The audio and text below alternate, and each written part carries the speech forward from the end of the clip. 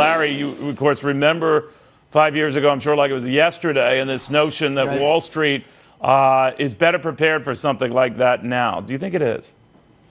Yeah, it's not better prepared, Neil. And I'm going to have chills tonight and nightmares all evening just thinking about the clips that I just saw. And in fact, I wore a black tie because this is a somber occasion. This is a devastating anniversary when we think about the financial crisis. What's even more devastating is the fact that as a nation, particularly at the government level, we've learned very little from this financial crisis. And when you learn so little from such a devastating moment in time, you're doomed to repeat that mistake. And my fear is we had that teachable moment, that opportunity in America to learn. And instead, what do? We take a debt crisis and we pile on more debt. We do all the same mistakes. We haven't learned our lesson. When you don't learn your lesson, you repeat your mistakes. I'm disgusted by the idea of any government bailout, again, but my hindsight goggles don't work as well as Steve Moore's hindsight goggles. And when I look back at that moment, Americans were worried that businesses weren't going to open the next day. They're worried that banks were going to form lines out front and there would be a run on the bank. They were worried ATMs weren't going to work and money markets were going to fail en masse and break the buck. Given all of those things, what choice did we have? I mean, it was the lesser of evils. It was a disgusting alternative,